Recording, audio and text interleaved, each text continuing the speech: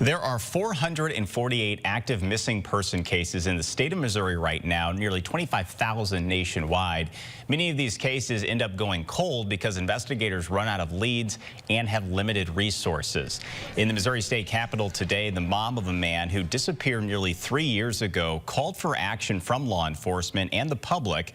Barbara Hall said she believes cases like that of her 25-year-old son, Timmy, may have a better chance at getting solved if there are more time and more attention paid to them.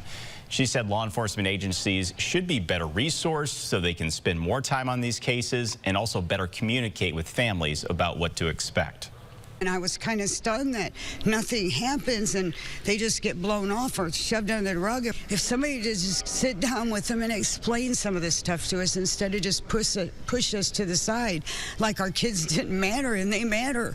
They were our loved ones. They have kids too, and mine's gone. And there is a disproportionate number of missing person cases and homicides involving African-American women. While that group makes up 19% of Missouri's population, it makes up 42% of those reported missing or murdered. The state legislature was one vote away from launching a statewide task force to look into this, and that effort was derailed.